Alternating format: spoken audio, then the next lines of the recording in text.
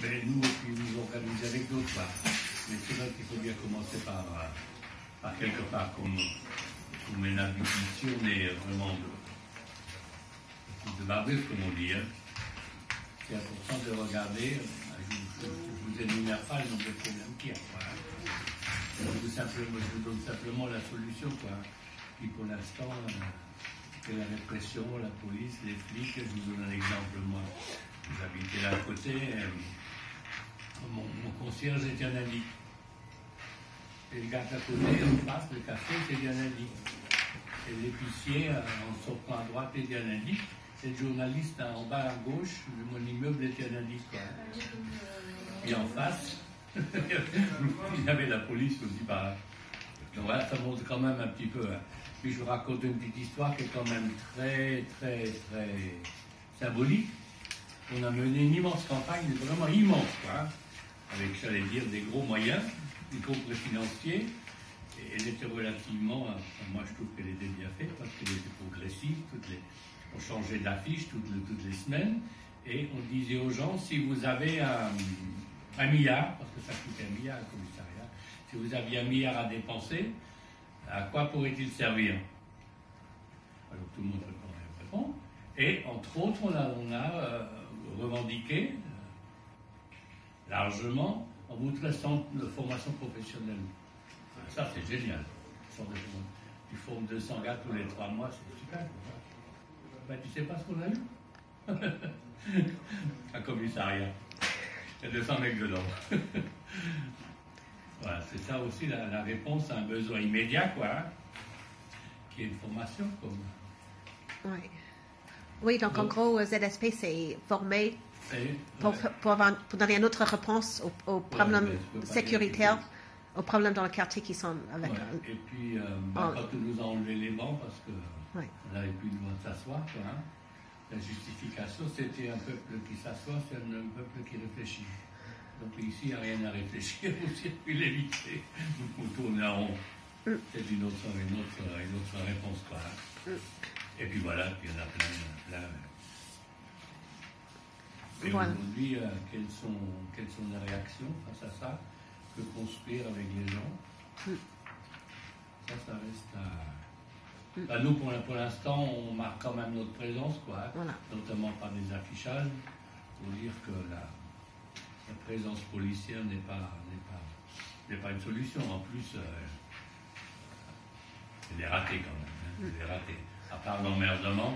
Ah si, quand même, moi je connais plein de copains qui ne fréquentent pas le quartier, quoi. Hein, qui font un immense détour parce qu'ils ont peur des contrôles. Mais globalement, un contrôle, ça ne résout pas le problème de l'immigration et de la présence et du logement et de la circulation, etc. Voilà, j'arrête là. Peut-être vous avez autre chose à demander.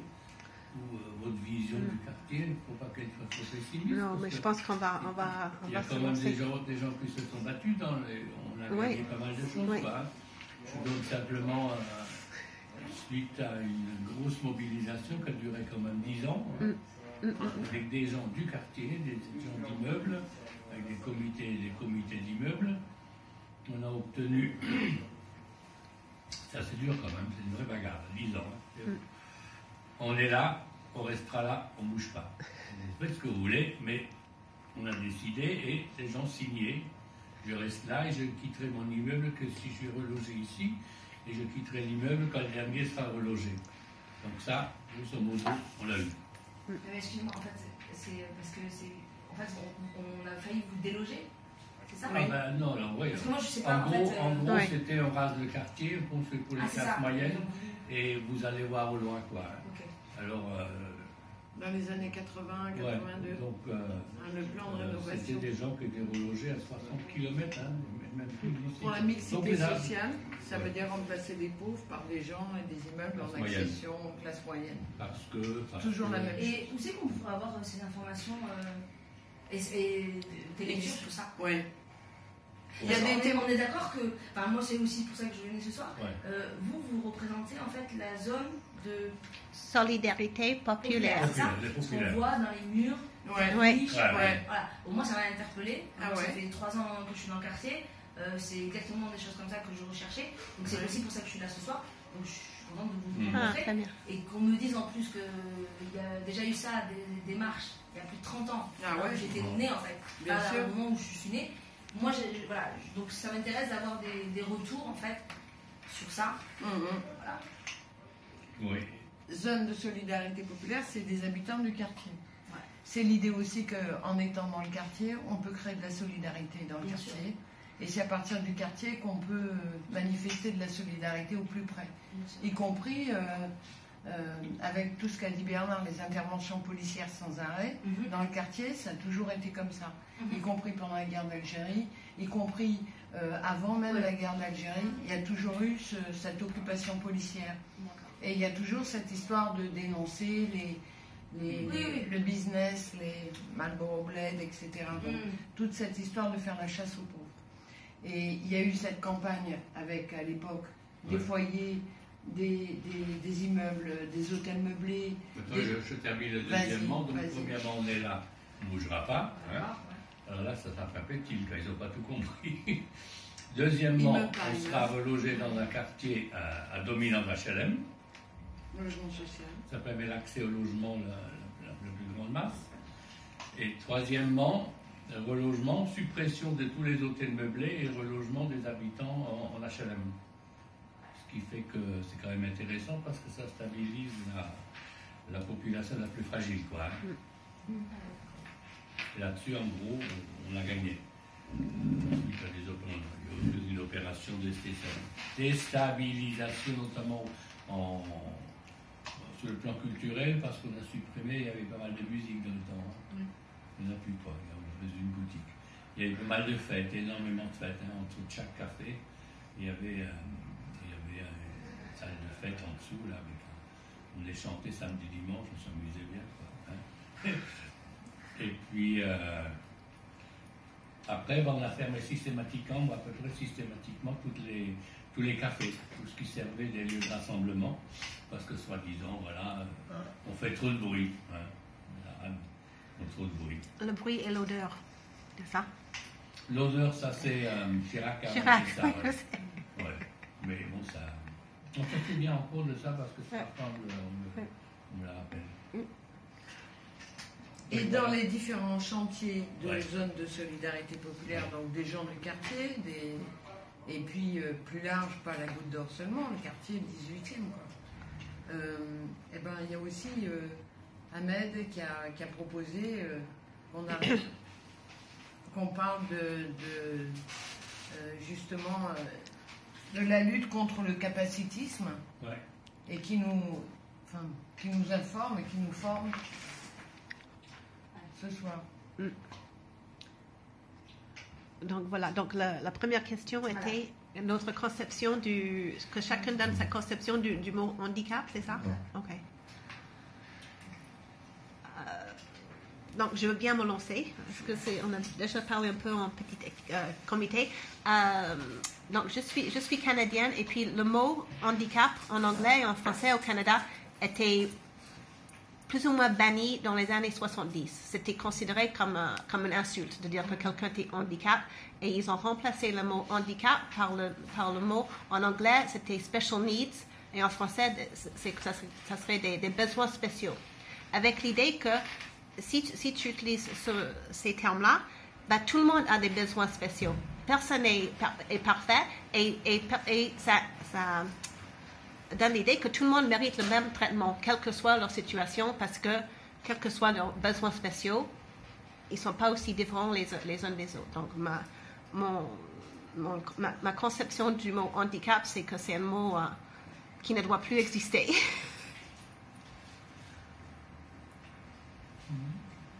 Mais au boulot, hein, ou à l'usine, quelqu'un qui ne travaillait pas bien, qui avait un peu des difficultés, l'insulte, c'est mais t'es handicapé, quoi. C'était l'insulte commentaire. Gogol, mongolien, etc. Oui, ça c'est... Oui. Mais quand je dis là, c'était un terme très physique. Quand tu étais malade droit de tes mains, t'es vraiment un handicapé. Ouais. Après, tu as demeuré aussi. Hein. ça démarrait.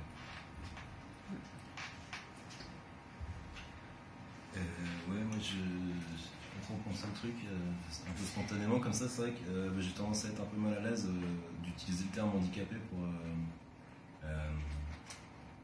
en tant que comment dire, une personne handicapée. J'aurais peut-être plutôt tendance à dire une personne avec un handicap, un truc comme ça. Enfin, handicapé en tant que comment dire ça, un adjectif. Je sais pas l'adjectif.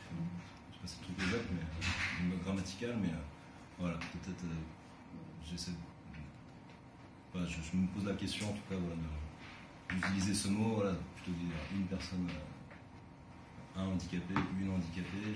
J'aurais plutôt tendance à dire une personne voilà, qui galère sur certains trucs ou qui peut pas faire ça peut-être. Voilà. Bon, après je n'ai pas trouvé le truc exact, mais je me pose la question en tout cas. Ouais, moi je pense que c'est vrai. C'est vrai parce que sinon on a l'impression que ça définit la personne dans sa totalité. Alors que, mais dans le texte, le terme handicap il est utilisé, ce que j'ai compris, comme en renvoyant en fait que la personne qui a des déficiences ou qui a des manques, disons déficiences, des difficultés sur certaines choses, en fait, en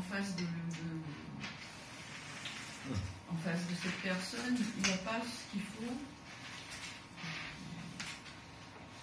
C'est ça qui définit le handicap, c'est l'absence de réponse à son besoin. Je comprends dans le texte.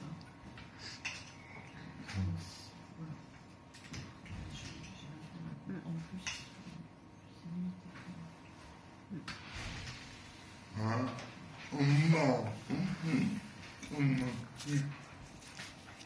J'ai pas compris.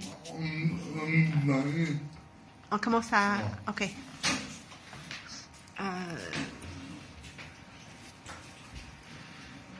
Donc, en principe, chacun va prendre un morceau pour lire le texte.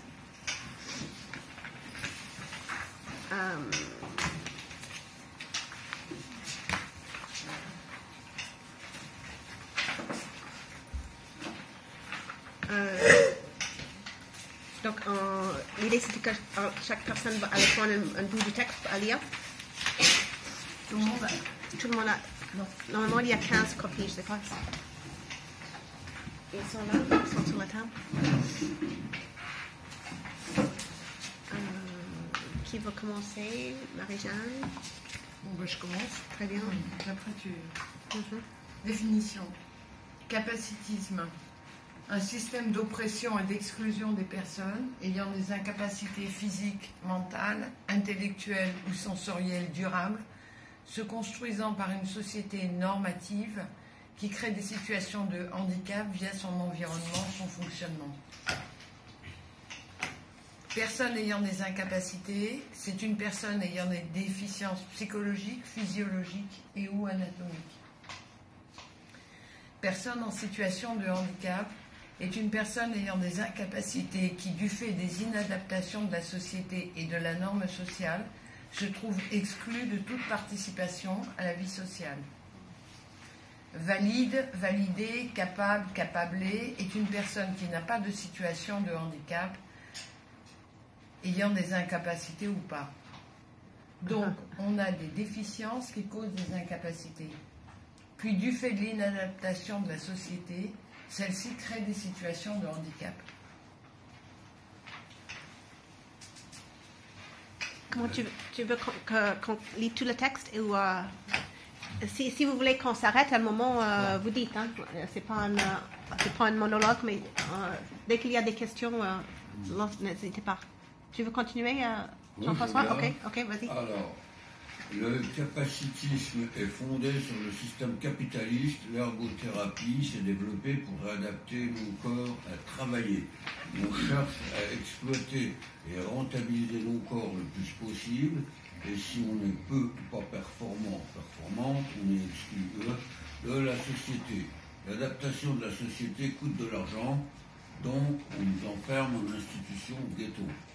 Le capitalisme est lui-même majoritairement responsable de nos déficiences, incapacités.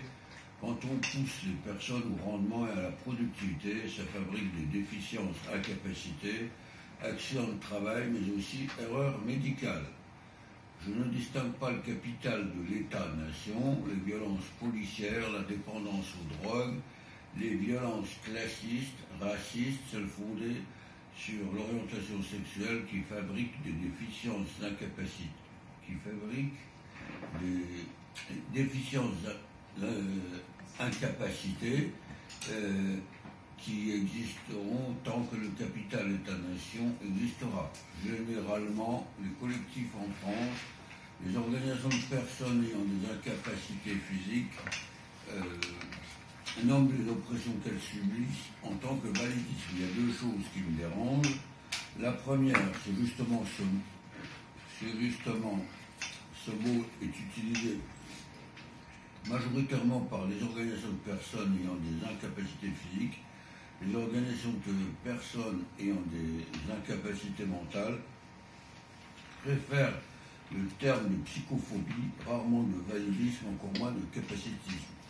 La deuxième raison est aussi la raison de l'invention du néologisme capablé, et si on dit validisme ou valide, on conclut qu'il y a un valide. Qu'est-ce qu'un invalide? Un truc ou un militaire qui ne sert plus et qui ne servira plus. C'est pas pour nous glorifier, mais j'estime qu'on sert à quelque chose, au moins emmerder l'État.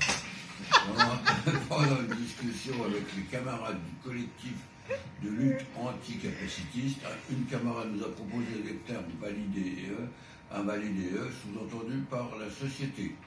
Bien entendu, le concept de validité est comme les concepts de sexe ou de race, un concept social construit par la société. Je préfère me dire personne ayant des incapacités, car premièrement, il y a empowerment, nous nous nommons pour mieux penser nos luttes, ça permet de repenser l'anticapacitisme, de se l'approprier individuellement puis collectivement.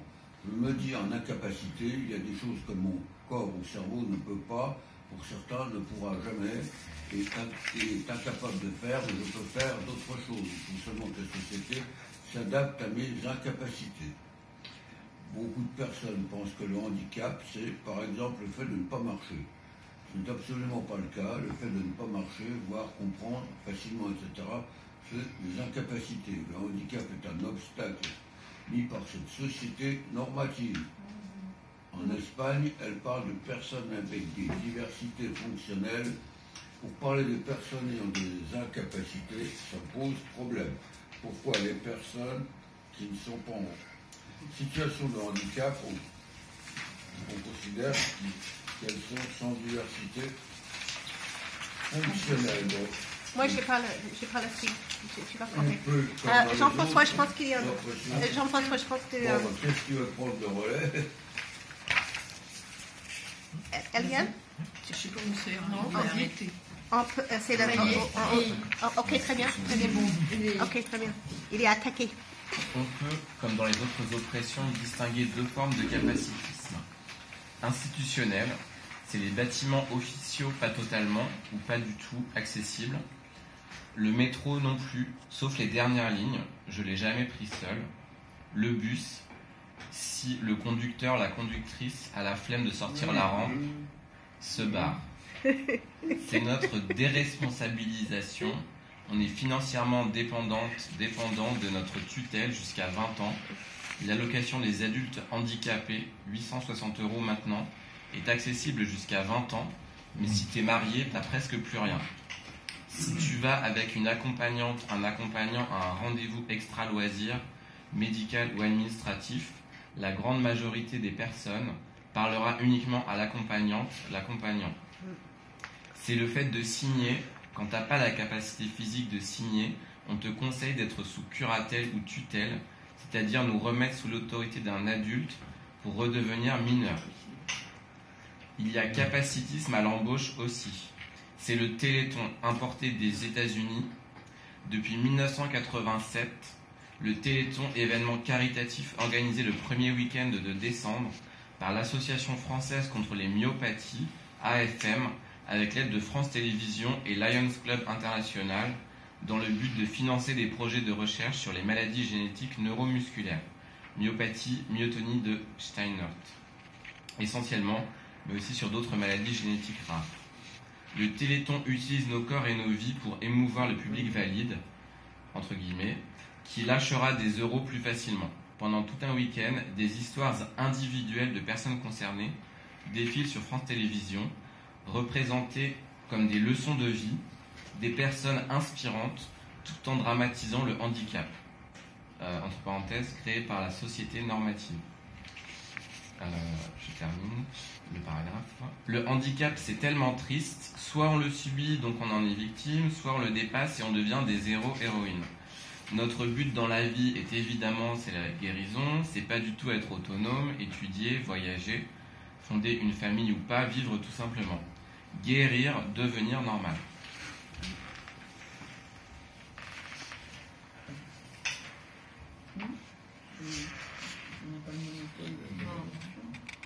Ce n'est pas nos déficiences ou incapacités qui nous handicapent, mais la société capacitiste et son environnement.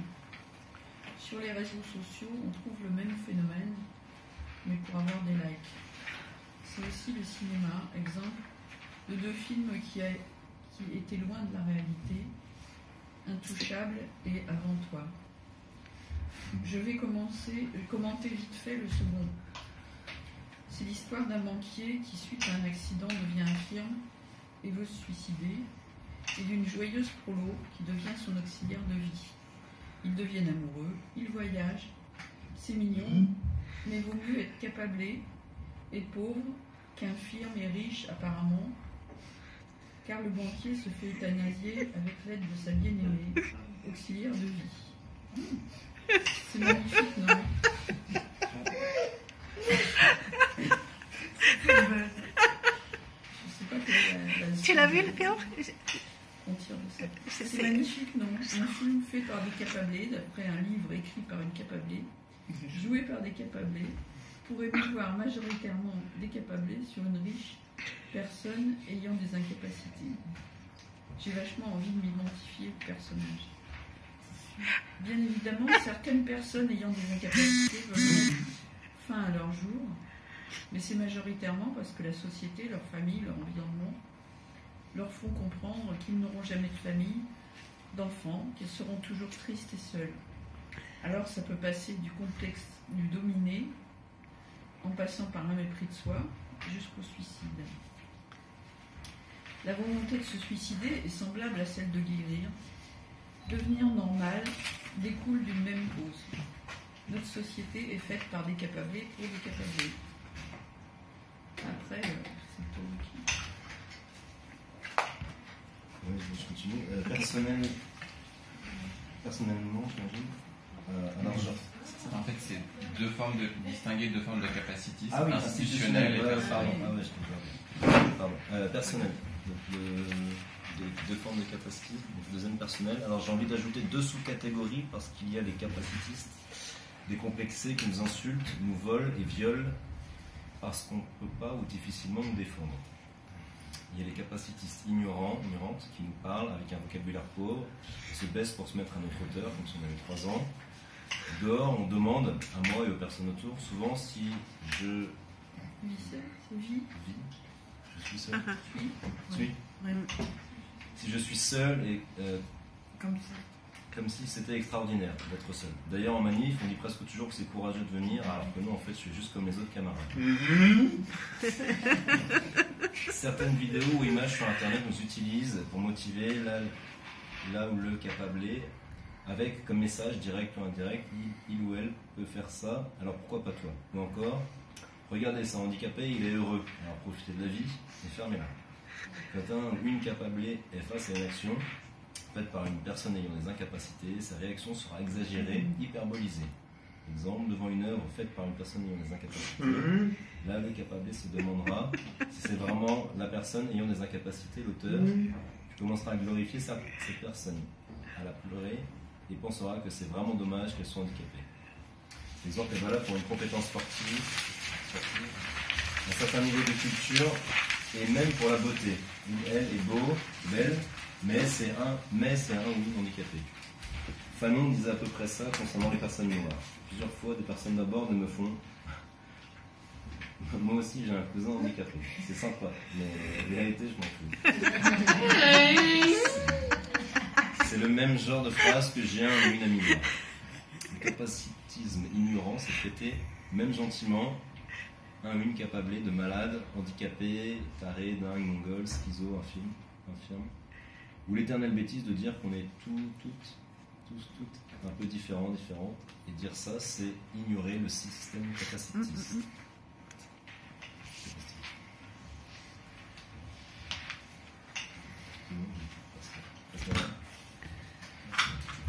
Merci. Sur le plan des revendications anticapacitistes, il y a les traditionnelles, accessibilité des espaces publics et privés pour toutes les personnes, revalorisation de l'allocation adulte handicapé, la non prise en compte du salaire de la ou du conjoint-conjointe, pour définir le montant et de la prestation de compensation du handicap, PCH. La désinstitutionnalisation est probablement notre lutte principale. Fermeture des hôpitaux psychiatriques, car c'est des prisons psychologiques et toute prison est inhumaine, donc à abattre.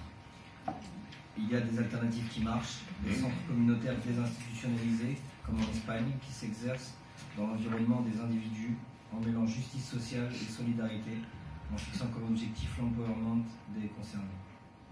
Comme en Italie ou en 78 avec la loi 180 ou la loi Massaglia, on a tout simplement fermé les HP à la place des appartements médicalisés, des auberges, des foyers, des centres de jour et des coopératives gérées par les patients et les patients.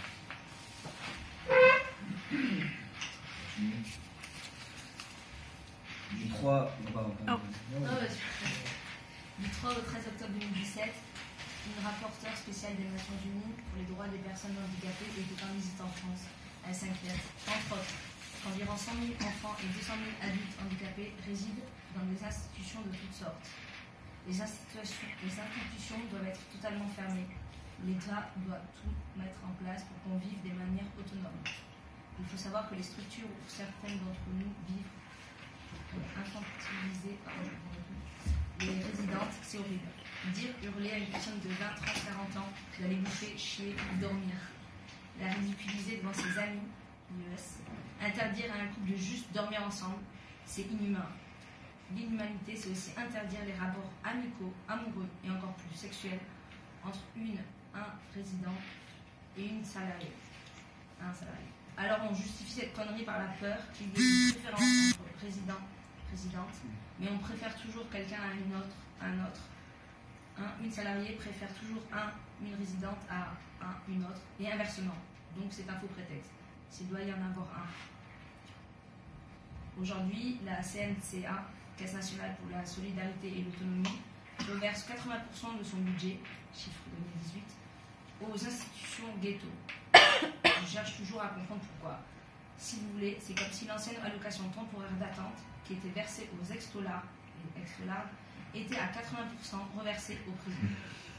Donc, cet argent doit exclusivement servir à financer la PCH.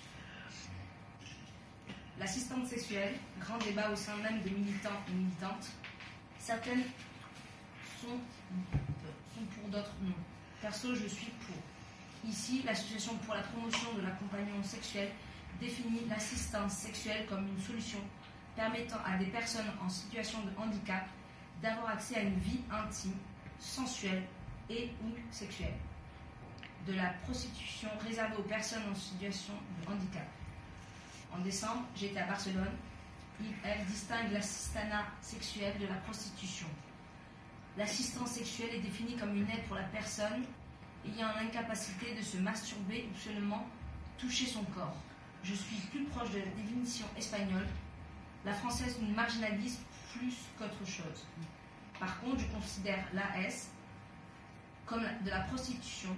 Donc, je pense qu'il vaut mieux d'abord légiférer, légaliser la prostitution et ensuite débattre sur l'AS.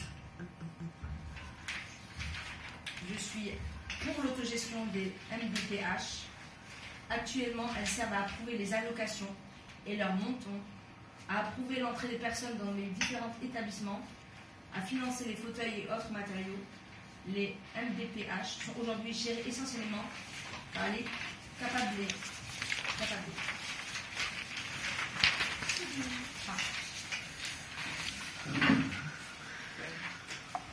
Merci. Merci, Ahmed. Donc, c'est toi qui as fait ça. Oui.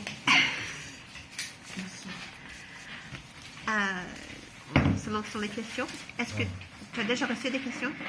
Non. Est-ce qu'il y a des questions? Moi, en fait, je suis arrivée un peu en retard, je crois. Oui. Et j'étais déjà vue, en fait, quand il y avait eu des interventions en haut. Une fois, j'avais vu un film.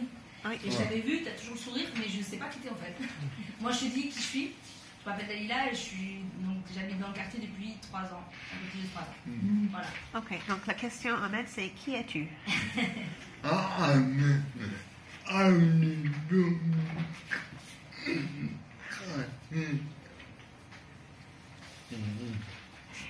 Je pense qu'il faut l'écrire. Il va écrire la réponse. Et il y a d'autres questions. Je n'ai pas compris l'histoire de l'allocation. C'est où? On est financièrement dépendant de notre tutelle jusqu'à 20 ans. L'allocation des adultes handicapés est accessible qu'à 20 ans. Ça veut dire qu'elle n'est accessible qu'à partir de 20 ans. Oui.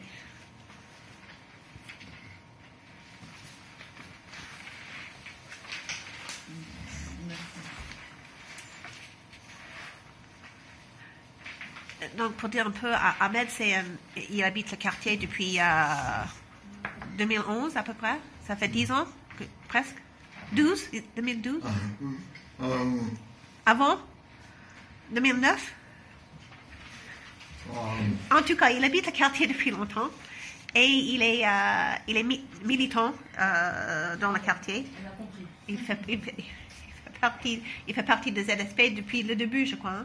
Que tu es là depuis... Je ne sais pas comment tu... Oui. Quand est-ce qu'on l'a vu la première fois? Après la loi El Khomri. Oui, autour de... Oui, oui, Jean-François. J'ai une question sur la fermeture des hôpitaux psychiatriques. Bon, là, un fait divers récent dans le 16e pose problème. Bon, moi je ne défends pas les hôpitaux psychiatriques tels qu'ils sont, bien sûr, mais là, apparemment, vu la politique de je sais pas quoi, de rentabilisation des HP, contre lesquels il y a eu une manifestation, je sais pas, il y a récemment à la place de la République, il y a 40, il y a la personne qui a mis l'incendie, apparemment, il y a eu des carences dans le suivi de cette personne et ça a entraîné la catastrophe que l'on sait. Bon, moi, j'aimerais avoir des renseignements aussi sur les alternatives qui fonctionnent, notamment ce que tu parles en Espagne, celle dont tu parles en Espagne ou en Italie. Voilà, si tu pouvais donner plus de précision, ce serait intéressant. Ok. Donc peut-être parce qu'il a besoin de temps pour taper les réponses. La femme qui ne veut pas être filmée. Ok, peut-être on prend d'autres questions et puis tu essaies de... Comment tu veux faire, Ahmed? Est-ce qu'il y a des questions plus simples? Oui, peut-être, je veux bien essayer de donner quelques pistes parce que c'est un sujet qui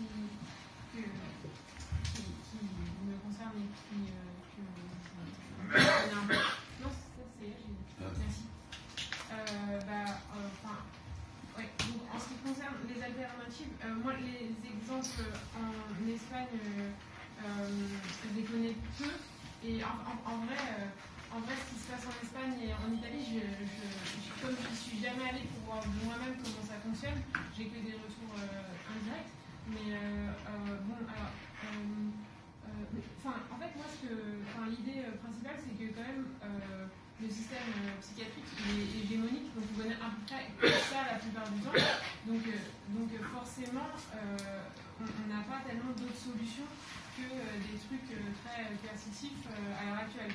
Donc on a du mal à imaginer qu'il y a d'autres choses qui soient possibles. Mais donc en Italie, où ça a été assez radical en termes de fermeture des asiles, en fait, dans les années 70, ça a été un mouvement communiste, c'est-à-dire que les patients, après, les syndicats s'occupaient de les intégrer dans le travail. Enfin, c'était pas du tout un truc où on les... à la base, c'était pas du tout un truc où on les laissait, où les psychiatries étaient juste... c'était vraiment les inclure et toutes sortes de structures existaient aussi, quoi. Mais après, il y a des très bons exemples, quoi. Les appartements médicalisés, les auberges, les foyers, les centres de jour, surtout les coopératives gérées par les patients, parce qu'en fait, ça donnait qu'il y avait de la mixité aussi, c'était pas juste des ghettos entre nous, comme il pouvait y avoir, comme il y a actuellement où on n'est plus en AFP, mais on va rester dans le DGM, mais il n'y a que entre nous tout le temps, et en fait, on va être super marginalisé, on va rencontrer personne, et là, en fait, c'est des coopératives où il y avait quand même un truc de... Déjà, les groupes d'entraide mutuels. Et en fait, il y a plein de possibilités de solutions dans le cas d'urgence, autres que les AFP.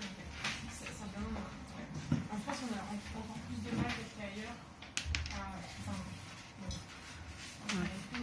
Bon, l'allocation du temps handicapé verse à 21 ans, mais si on est en couple, elle diminue d'ailleurs. Et d'ailleurs, sa revalorisation en 2019 vient d'une rebaisse de celle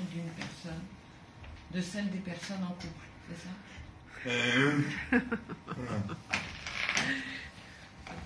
Incroyable. Juste pour les personnes qui viennent d'arriver, si vous avez des questions, il faut les écrire et on va les traiter un à la fois. Ou sinon, on les dit oui, et on les écrit pour qu'on les ait sous les yeux. Ouais. Et aussi une feuille qui circule si vous laissez vos coordonnées.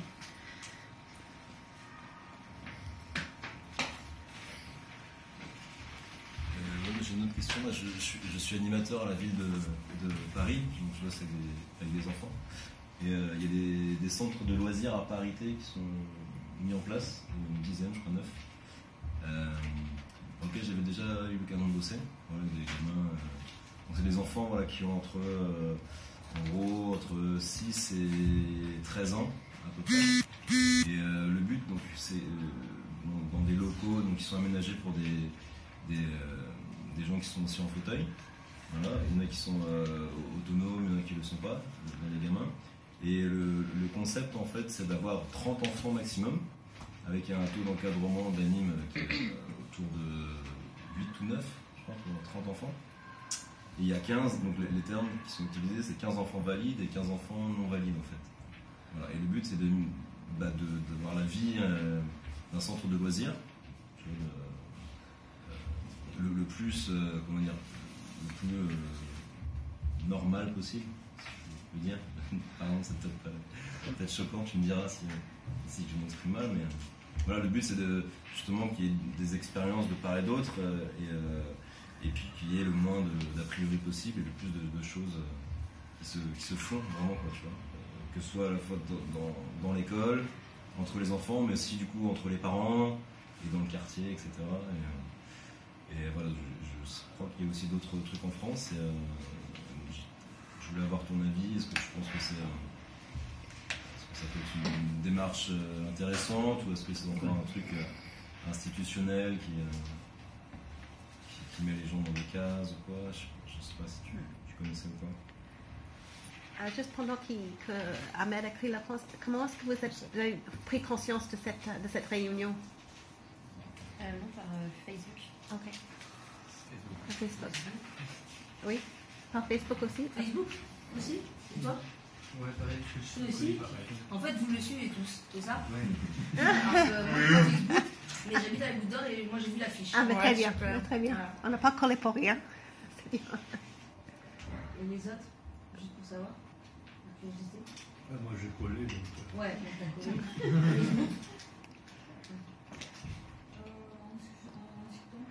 En discutant. Facebook. Non, moi j'ai collé. Tu n'as pas collé, genre. Si, la première fois, c'est. Le journal, ok. Le journal. Ah oui. Ok, le mettre avec nous. Ok. Mais excuse-moi, le Facebook, sur quoi en fait? C'est. Ils suivent. Ah d'accord, ah c'est ça. Il suit. D'accord. Non, il suit Ahmed directement. Mais il est très suivi. Il m'a dit ça lui aussi, et c'est ce que je lui dis, mais en fait, c'est une star en fait. Bah oui. Je suis pas. Bah c'est bien. Non, pour le moment. Il a du mal à le suivre. Alors elle dit, j'ai toujours du mal avec le concept de quota.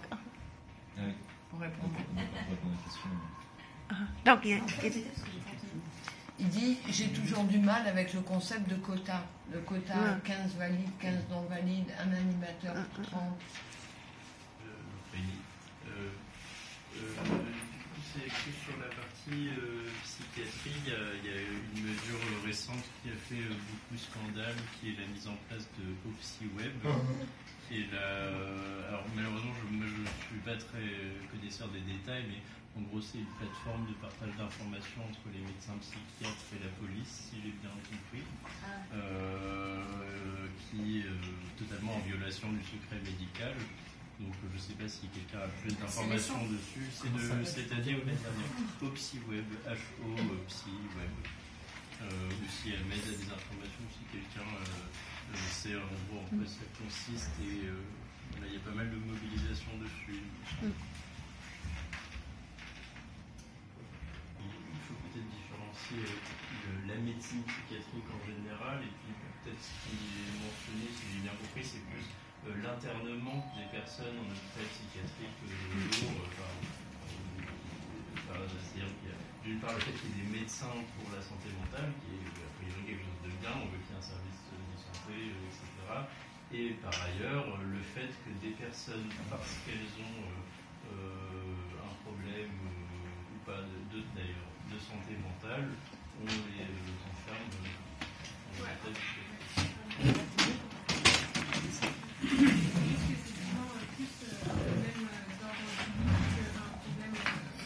Enfin, après, c'est un peu un peu de mélange flou, mais principalement, quand on se retrouve enfermé, c'est plus parce qu'on pose un problème à l'ordre public que parce qu'on a vraiment. Enfin, on peut aussi avoir les deux, on peut aussi avoir un problème, mais c'est plus pour des raisons d'ordre public, parce que, enfin, genre, le soin, on n'est pas soigné en étant enfermé, violenté, ça n'est pas soignant, c'est faux. Donc ça sécurise le reste de la société parce que voilà, il n'y a pas d'autre manière de s'occuper des personnes. On ne sait pas faire en fait, en France, on ne sait pas faire, on ne sait pas les techniques de désescalade, juste les personnes sont tellement isolées qu'elles sont vraiment dans des situations complexes. Mais voilà, c'est pas. Voilà, c'est la psychiatrie en tant que système, en tant qu'institution, c'est quand même quelque chose de l'ordre de la coercition médicalisée plus que du soin. Soin et contrainte, je pense que c'est pas quelque chose qui sont compatibles. En France. Enfin, je dis en France parce qu'on est en France. C'est dispensé la psychiatrie en vrai, mais je dis en France juste parce que c'est difficile, mais genre, il y a des pays où il y a des exemples un peu plus concrets. En Islande, par exemple, ça n'existe pas la contention. La contrainte, oui, mais pas la contention. Par exemple, la contention mécanique de se retrouver ligoté, ça n'existe pas. Il y a des pays où il y a plus ou moins des trucs plus ou moins coercitifs, quoi. Mais en vrai, c'est unique. Enfin, c'est un système quand même qui est très très répandu. Quand tu dis coercitif, c'est quoi exactement? Coercitif, c'est juste contre qui tu n'as pas consentement, quoi. C'est répressif, c'est la contrainte. D'accord. La privation de liberté. C'est de la force. Enfin, c'est forcé. Ouais. Oui, j'en pense. Bon, faut quand même rappeler que dans l'ex-URSS, la psychiatrie était utilisée pour soumettre et se débarrasser des dissidents politiques. Donc, ça pose quand même une question. Oui. Et après, c'est pas un discours libéral de dire on ne veut pas de force de psychiatrie, on veut des soins, on veut du soutien, on veut de l'aide, on veut des trucs, on veut que la société elle soit adaptée aussi à nos incapacités, on veut tout ça. C'est juste que c'est hyper traumatisant en fait. La psychiatrie, soins et c'est encore pire que enfin, donc c'est juste parce que ça peut être récupéré aussi de manière libérale en mode allez, coupure de budget, on fait rien. Et enfin voilà, et c'est pas du tout ça le but en fait, d'un point de vue anticapitaliste.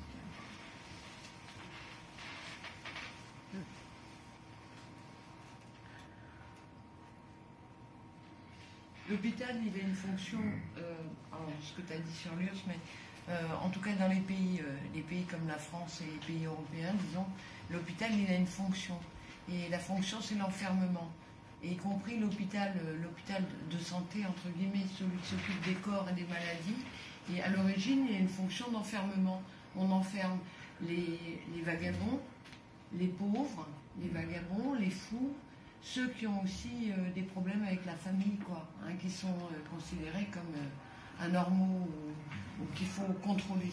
Hein. Donc l'hôpital a cette fonction d'enfermement, séparer entre guillemets le bon grain, qui seraient ceux qui peuvent travailler, de livrer ceux qui peuvent troubler. Et troubler à partir du moment où tu es pauvre, où tu es fou, où tu es syphilitique aussi, c'est toute la façon de désigner l'autre. Et l'hôpital psychiatrique, l'hôpital général, c'est ça à l'origine. C'est pour ça que dans l'hôpital, il y a encore beaucoup de survivance avec le fait que dès que tu arrives, tu dois être mis en pyjama, on doit filtrer les entrées, les sorties, etc. Ça vient aussi de cette histoire de contrôle des corps, en échange de peut-être une guérison. Bon, ça a changé, mais on est toujours forcé, il y a toujours un pouvoir là-dedans. Et la psychiatrie, ça ressemble quand même beaucoup à tout le comportement par rapport aux déviants. Hein, l'enfant, vous vous rappelez ce débat sur le fait que les enfants qui avaient des troubles de l'attention, hein, la psychiatrisation, c'est-à-dire que la société, elle mouline aussi sans arrêt de l'exclusion et du contrôle. Et c'est pas étonnant, la psychiatrie et la police, parce que la psychiatrie et la police, ça marche bien ensemble, ce truc-là. Aussi, il y a l'industrie pharmaceutique qui est très intéressée par tout ce qui est normal et pas normal. Hein. Ça, c'est leur... quand on voit tous les médicaments qui sortent tout le temps pour, soi-disant, rendre les gens normaux, ça fait partie de ça aussi. Et puis, tous ces médicaments maintenant qu'ils donnent aux enfants pour leurs problèmes d'attention, ça devient un fléau aux États-Unis. Dès qu'un enfant est un peu agité, il a un déficit d'attention, il faut le... Mais ce qui est intéressant dans ce que tu disais, c'était que ça peut être repris par un truc libéral ou par un truc... Les médicaments, en fait, ça peut être super utile. Absolument. Pour une banalité, quoi. Bien sûr que les médicaments, ça peut être utile, même les médicaments psychiatriques. Enfin, clairement, s'il n'y en avait pas certaines fois, je ne serais pas... Enfin, tout le monde, mais simplement, c'est plus que ce soit l'État qui contrôle ça, que ce soit dans une société capitaliste, et que du coup, le but, effectivement, c'est bien souvent, malheureusement, dans les cas, dans beaucoup de cas, c'est surtout de nous sédater, de nous tranquilliser, et puis en fait, de nous sédater à vie, en fait, de vraiment la camisole chimique. C'est pas exagéré dans certains cas de parler de camisole chimique du tout. Je sais que ça fait cliché, mais en fait, c'est difficile d'y échapper quand tu as vraiment un diagnostic supposé grave ou je sais pas quoi. C'est pas du soin, au contraire, on ne donne pas des médicaments pour soigner, mais pour te sédater, pour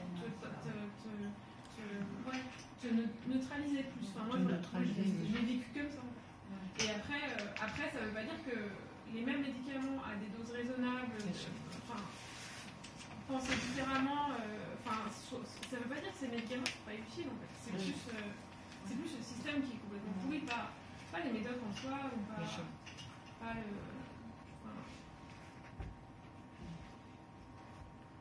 C'est le pouvoir politique qui est derrière. C'est ça.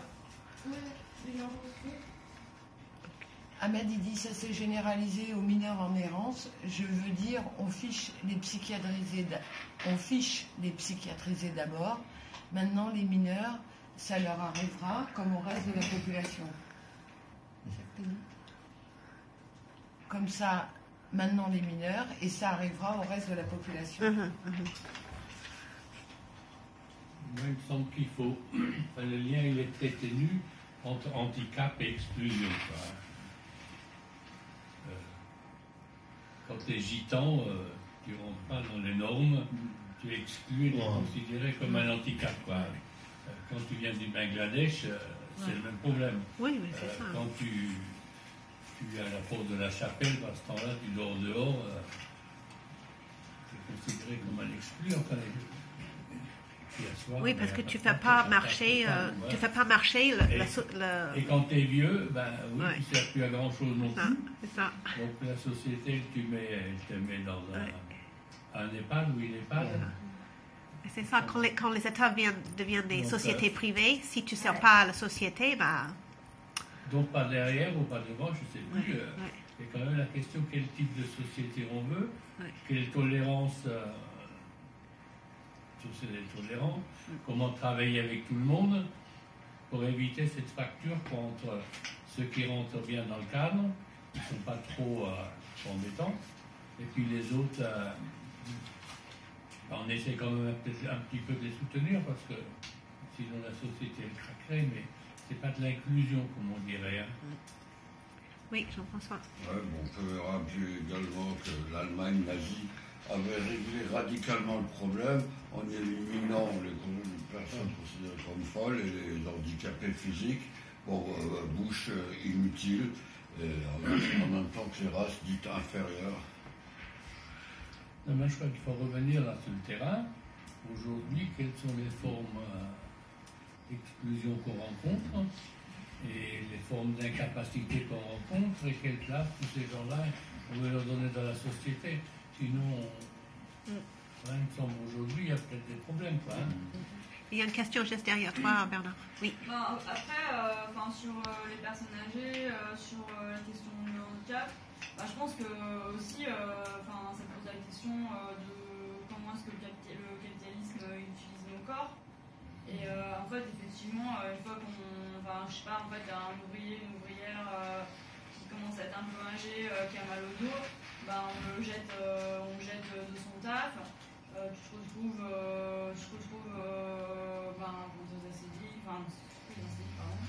au chômage, tu te retrouves au RSA, tu te retrouves avec une pension d'invalidité.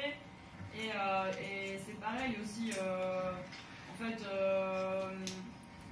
une fois qu'on est considéré comme n'étant pas capable de travailler dans le système capitaliste tel qu'il est actuellement, où il faut produire le plus vite, le plus possible, on se trouve exclu pareil, quoi. Du coup, je pense que vraiment, il y a c'est important, je pense, faire un petit peu le lien entre tout ça, la question de l'exploitation, quoi. Oui, Jean-François. Oui, là, ça nous emmène aussi à la valorisation du sport par le système, être en bonne santé, la valorisation de toutes les valeurs sportives, la compétition, la forme physique, l'exploit, pour être une bonne machine à produire, éventuellement à faire la guerre quand l'État le demande, etc. Et être un bon compétiteur, un concurrent, bien soumis à l'esprit d'équipe, la hiérarchie, etc. Oui. C'est Ben Allah comme l'homme parfait, c'est ça? Hein? Ben Allah comme l'homme idéal. L'homme parfait, c'est Ben Allah. Oui. Cette question du capitalisme, pour moi, elle n'est pas présente dans cette question du handicap, parce qu'en fait, le problème, c'est qu'il y a énormément d'argent, des personnes qui se font de l'argent avec. Le handicap, c'est vraiment, en fait, demain, il y a des gens qui prennent la parole dans les médias en tant que militants, qui sont en fait des patrons d'entreprise ou des patrons d'associations qui emploient, je sais pas, 1000 personnes, 800 personnes. Et ce qui fait qu'en fait, l'enjeu de la représentation, comment est-ce que les personnes handicapées peuvent être représentées politiquement, c'est qu'en fait, ce qui devient hyper compliqué, c'est que les personnes qui déjà sont les interlocuteurs de l'État pour faire les mesures sont en fait des gens qui ont intérêt notamment aux institutions, quoi. En fait, c'est une fâche.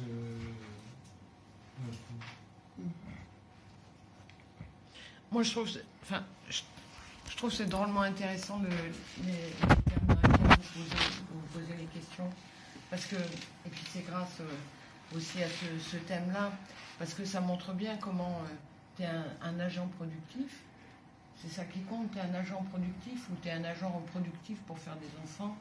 Et à partir du moment où tu n'es plus considéré comme étant consommable, tu es exclu. Et y compris aujourd'hui, on voit le truc où on parle des gens qui sont en burn-out, etc., qui deviennent fous du travail, fous au travail. La société dit que c'est une caractéristique personnelle.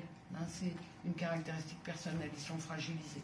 Alors qu'on voit une société qui produit de l'aliénation, qui produit de l'exploitation, qui détruit les corps et qui érige des critères, parce que le corps, s'il y a l'argent, la suppléance, elle peut se faire. Enfin, chez les riches, je veux dire, la suppléance, la prise en charge, l'accompagnement, elle peut se faire. Mais c'est au niveau du corps du pauvre et au niveau de l'ensemble de ceux qui sont les corvéables, quoi. Et je trouve que c'est ça qui est intéressant, c'est de montrer que s'il n'y a pas une solidarité avec les Roms, les gens du voyage, les 10 gens du voyage qui ont été mis dans les camps en France, s'il n'y a pas une solidarité avec ces niveaux-là, ça atteint l'ensemble des gens qui sont considérés comme peut-être normaux dans leur période de travail ou de production de travail, quoi. Ça veut dire qu'à tout moment, tu peux être exclu, on crée la peur, on crée l'insécurité et on crée le fait que tu te défausses par rapport au... C'est peut-être confus ce que j'ai dit, mais tu te défausses par rapport aux, entre guillemets, considérés comme handicapés, anormaux ou anormaux, la normalité étant définie par ce que tu peux produire, quoi. Alors Ahmed, il dit... Le triangle noir symbolise les asociaux chez les nazis et le mouvement anticapacitiste anglais l'a repris. Ah, c'est pour ça que sur la fiche tu as mis le... Oh. C'est vrai que on a plus...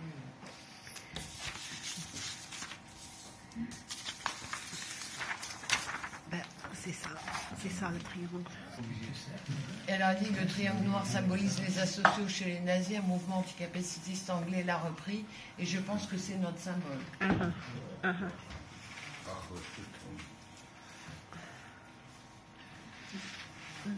j'avais une petite question vis-à-vis du terme capacitisme ou anticapacitisme, parce que du coup j'ai regardé sur internet, j'avais juste trouvé 2 liens, et je voulais savoir ça va être de quand en fait. Si, je sais que c'est canadien et je ne sais pas exactement. Hein. C'est un mot qui était utilisé au Canada, mais on ne sait pas exactement quand. Ouais.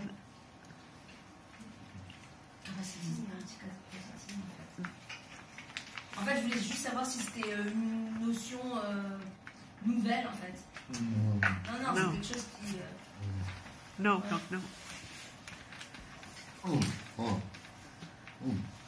En France, c'est assez, oui, mais dans d'autres pays, c'est utilisé depuis un certain temps. Il y a d'autres questions en suspens? Oui. Ok. Dans le texte, là, tu dis qu'il y a des expériences en Espagne, en Italie, et en France, il n'y a jamais de recrutement et de... Ah, il va répondre à ça. Il y avait un mouvement de foyer de... Et peut-être que d'autres personnes connaissent mieux, je ne sais pas, mais il y a eu un mouvement plus qui est une rencontre en Belgique sur les foyers... je ne sais plus comment ça s'appelle. Je crois que c'est peut-être pas foyer thérapeutique, mais peut-être que oui.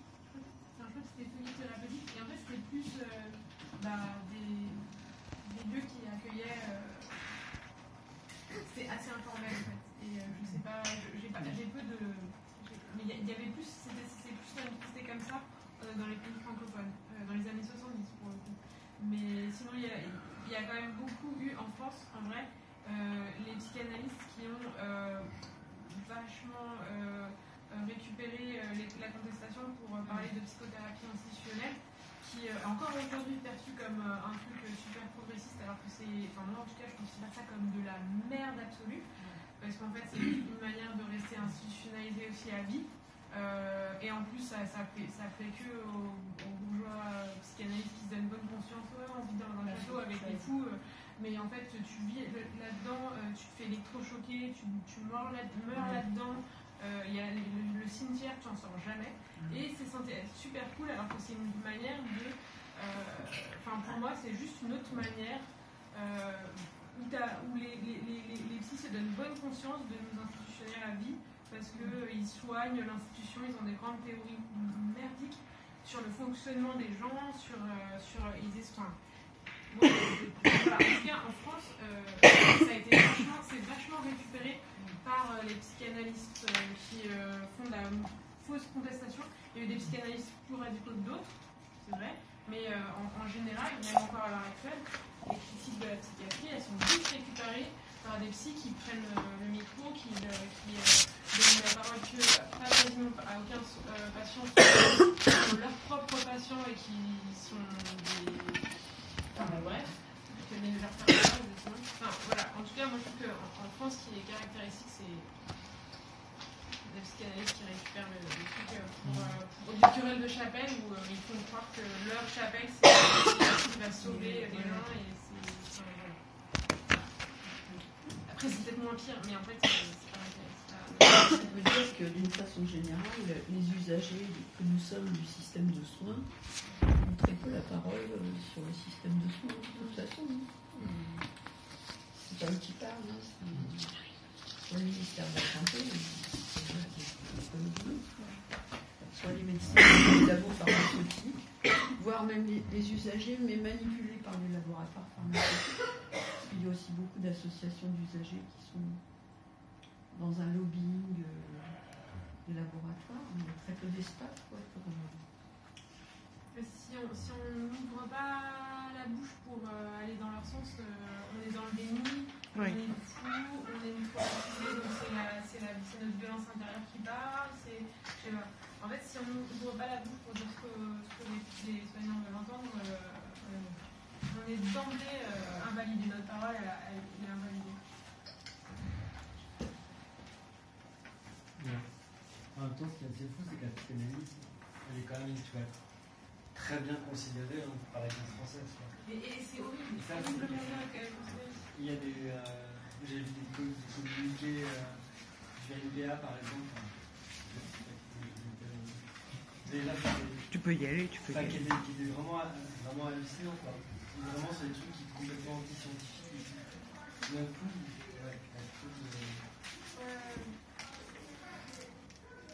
Je peux développer ce que vous avez le LBA là-dessus. Si ça, tu t'en souviens, c'est pas grave.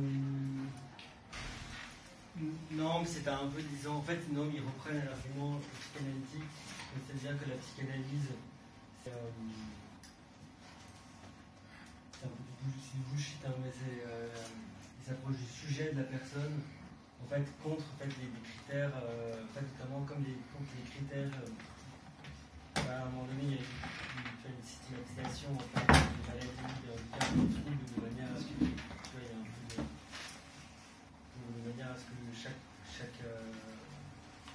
chaque personne ne donne pas une définition différente. Et à un moment donné, ils sont opposés à ça, en argumentant qu'en fait, il fallait respecter chacun et chaque sujet individuellement. Et le NPL, il a soutenu dans cette position-là, mais en fait, ce qui fait qu'en réalité, ça favorise plus une forme de confusion totale qui va favoriser en fait le psychanalyste et le pouvoir du psychanalyste.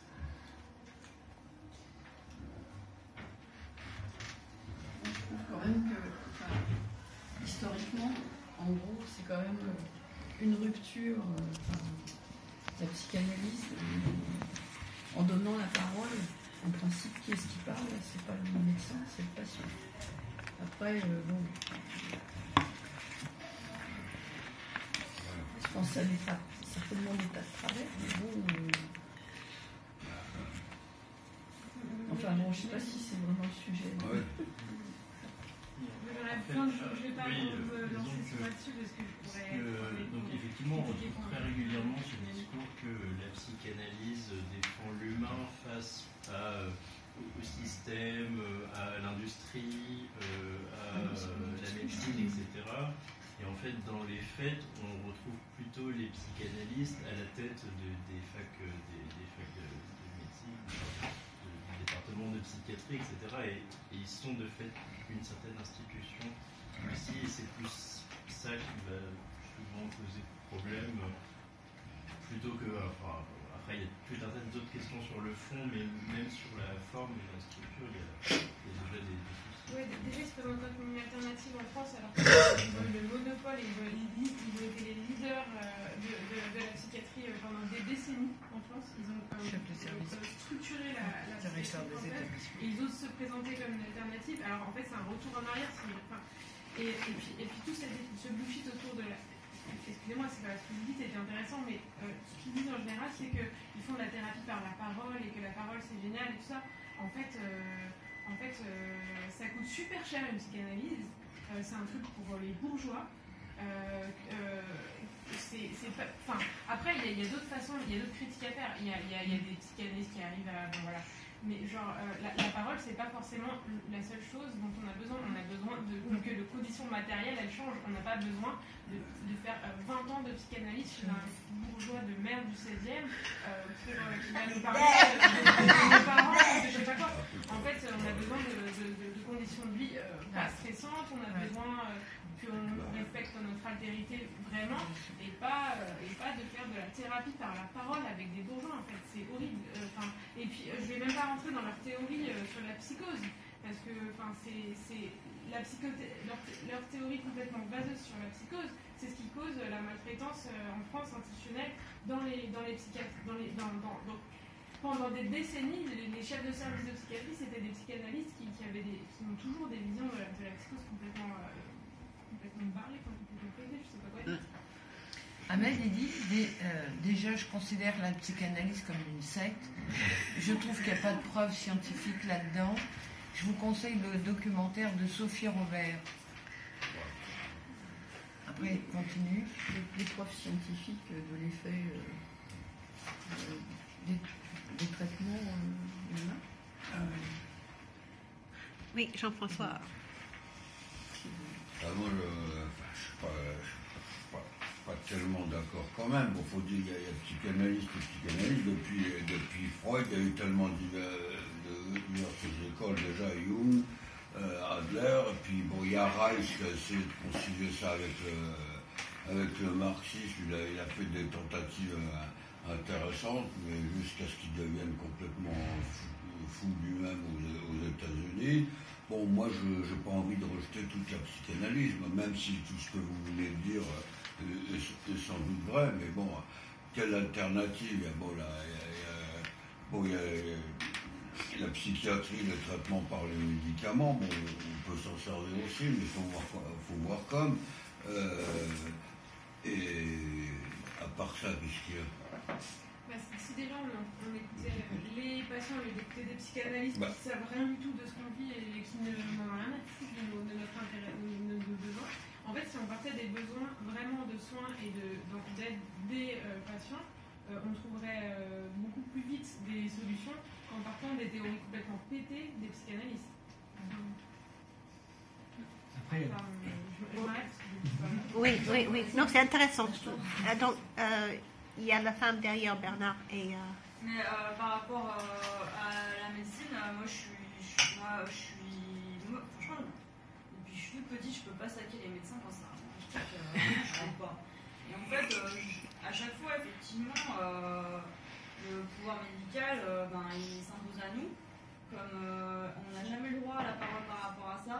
On n'a jamais le droit en fait d'avoir des informations précises sur le consentement. Finalement, il est quand même pas souvent totalement éclairé parce qu'on a l'information. Les médecins, c'est des gens vraiment qui, je sais pas, déjà rien qu'à voir la façon dont ils écrivent, les ordonnances. Ils écrivent mal, c'est exprès, ils apprennent à écrire mal en fait, parce que c'est un savoir, un pouvoir qui est vraiment réservé à ces gens-là sur notre corps. Et ils construisent rien avec nous, ils élaborent rien avec nous. Et même si tu je sais pas, si t'es devant un psy et que tu déblatères, Mais en fait, c'est pas ça qui va donner du pouvoir sur qu'est-ce qu'on va te donner comme médoc, en fait, quoi. Et surtout les... Mais après, c'est dans toutes les situations, tout le temps, face au handicap, face à toutes les formes de handicap aussi, je pense qu'à chaque fois, on est considéré comme un objet, et comme passif par rapport aux soins éventuellement reçus, quoi. Et après, il y a plein d'abus aussi, quoi. Parce qu'en fait, il y a plein d'abus aussi, parce que quand quelqu'un a pas... dès qu'ils sentent qu'ils peuvent abuser, ils abusent, les médecins, quoi. Je sais pas encore, cet été, il y a un petit cité, genre il se casse le pied, il se casse un orteil, et le médecin à l'hôpital lui a mis un plâtre sur toute la jambe. En fait, juste, il voulait facturer un plâtre sur toute la jambe, en fait, quoi.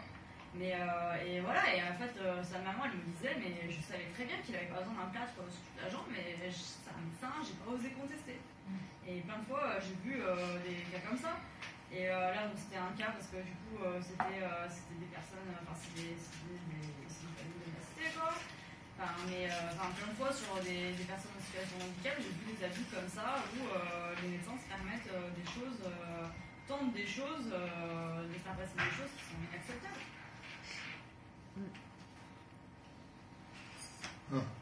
Peut-être une façon de répondre à la question faut-il la psychanalyse ou les médicaments, je sais pas. Là, c'est aussi d'abord poser la première question qui est avant celle-là, qui est a-t-on besoin de soi?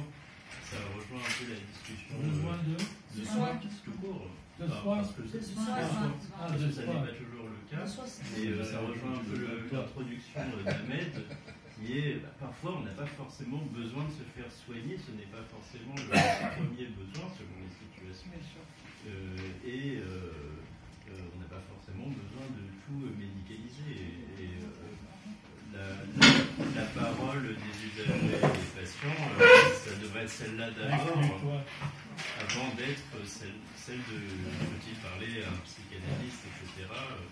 Mais c'est une feuille de psychothérapie, comme je ne parle pas, bon, c'était pas très intéressant. et du coup, il y a une espèce de chose très validiste dans ce fait que les personnes vont forcément exprimer ce qu'elles ont à dire, alors que selon notre situation mentale et tout, on n'a pas forcément soit les capacités, soit la facilité d'exprimer des sentiments ou des choses comme ça.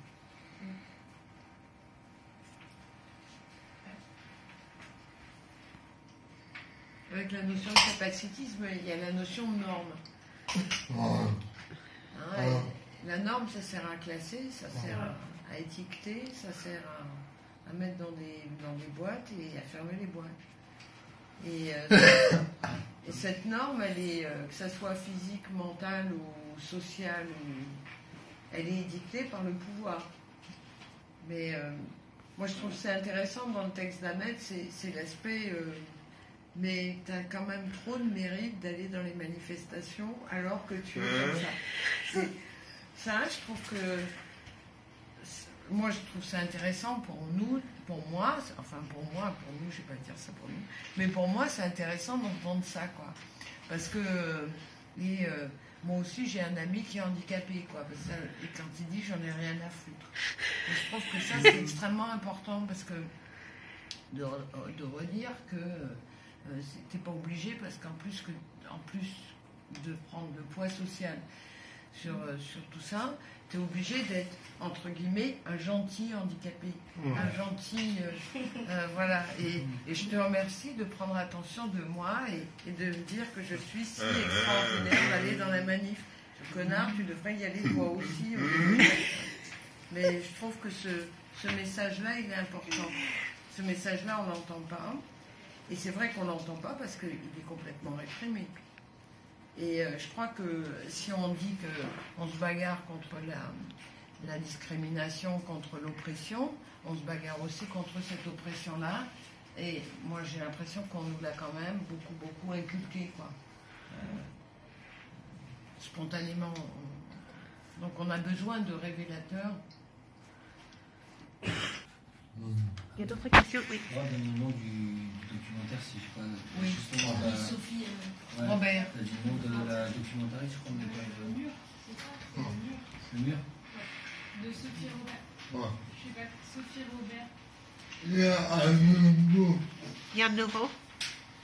Il y a un autre. Un nouveau. Oui, c'est vrai, il y en a un nouveau. Comment ça s'appelle? C'est sur le sexisme psychanalysant. Je crois que c'est le titre. Le sexisme psychanalysant. Wow. Parce que il faut savoir aussi que c'est assez corsé au niveau du sexisme, des théories psychanalytiques. Oui, l'hétérocentrisme et toutes sortes de choses. Mais donc là, elle a fait son dernier documentaire sur le sexisme en psychanalyse. Il n'est pas encore dispo. Enfin, je ne sais pas, en tout cas, je ne l'ai pas encore dit sur Internet. Le phallus et le néant. Le phallus et le néant, ouais. C'est ça. Il mettra tout sur med.net. Ah, ok. Pour les suiveurs. C'est quoi? C'est un blog? Ok. Il va mettre des détails sur son blog. Ok. med-6h.net.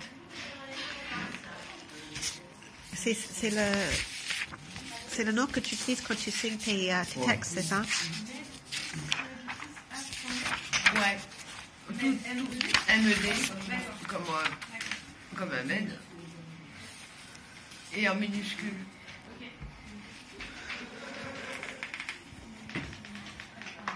Ok. Et la suite. Moi, je rencontre quand même beaucoup de gens. Vous me laissez terminer, même si une connerie, c'est pas grave. On aime bien aider les handicapés. Oula, le nombre de gens qui font dessus quand il y a un handicapé pour le monter, pour le descendre, pour le mettre de côté, mais c'est toujours en termes d'aide, quoi. Hein.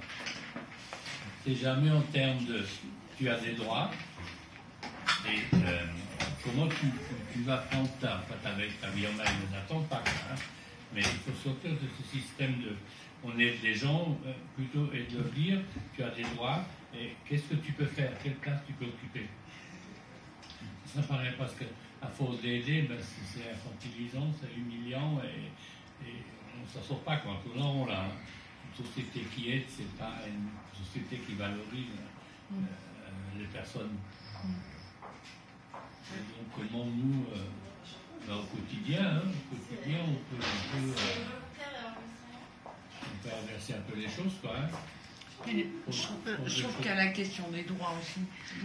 Parce que, tu vois, quand tu vois le déploiement policier et la technicité policière qui s'est développée, quand tu regardes à notre génération, si tu veux, quand entre les 20 ans et les 65 ans, tu vois, l'évolution des techniques policières et du matériel policier pour barrer les routes, pour faire des tas de trucs comme ça. Et l'équivalent, tu regardes après en termes d'accessibilité dans les rues. Et parce que ce que disait Ahmed sur l'histoire du bus, bon, la plupart des chauffeurs, mais en fait, c'est quand même à la discrétion. Mais l'accessibilité, en France, l'accessibilité, elle est nulle. Et quel que soit, quand on dit t'es handicapé, mais n'importe qui peut avoir à un moment donné une restriction à sa mobilité, et l'accessibilité, elle est trop nulle. C'est-à-dire quand tu es comme ça, quand tu n'es pas complètement fonctionnel comme ils veulent, hein, ça veut dire que tu ne peux pas aller au ciné, tu ne peux pas faire un certain nombre de trucs, et le passage dans les rues, etc. Et c'est d'autant plus fort, je pense que c'est très fort en France par rapport à d'autres pays, et c'est vraiment le pognon, il va sur d'autres choses, il va sur d'autres questions, alors que ça fait partie, disons, même des normes sociales, quoi, une société dite sociale. Oui. Là, par exemple, au Canada, on n'a pas le droit d'ouvrir un restaurant si le restaurant n'a pas les toilettes accessibles. Point. Et ça, c'est une décision politique. On ne peut pas avoir une licence pour ouvrir un établissement si les toilettes ne sont pas accessibles. Ou si le restaurant n'est pas accessible. Bon, je suis pas d'accord du tout qu'en France on aime beaucoup aider les handicapés. En fait, franchement, je sais pas, en fait, c'était avant tout quand même un quotidien de violence quand même. C'est un quotidien de mépris, de violence. Et après, je pense qu'on sait qu'on a les droits, quoi. On peut arrêter. On peut l'arrêter tout court.